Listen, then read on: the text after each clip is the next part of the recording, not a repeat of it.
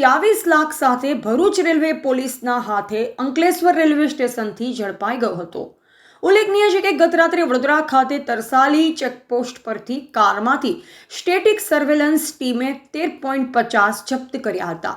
Bharuch railway પોલીસે Ankleshwar railway station પરથી ₹27 લાખ રોકડ સાથે કિસમને ઝડપી પાડી તપાસ હાથ ધરી છે।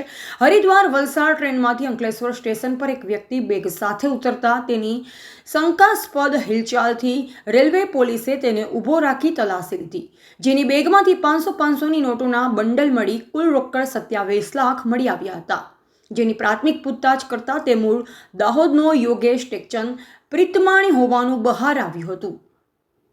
તેમજ તે સોપારીનો વેપારી હોવાનું અને અંકલેશ્વરમાં કોઈ વેપારીને પૈસા આપવા આવ્યો હોવાનું પણ જણાવ્યું હતું। રેલવે પોલીસે હાલ 41(1) મુજબ તેની અટકાયત કરી કાયદેસરની કાર્યવાહી હાથ ધરી છે। આ અંગે ઇન્કમટેક્સ ડિપાર્ટમેન્ટમાં પણ જાણ કરી છે। આગળની તપાસ રેલવે પીએસઆઈ જે.બી. મીઠા પર ચલાવી રહ્યા છે। લોકસભાના ચૂંટણીની અમલી આચાર સંહિતા વચ્ચે આટલી મોટી રકમ રોકડ સ્વરૂપે મળી આવતા પોલીસની તપાસમાં શું બહાર આવે છે તે જોવું રહ્યું।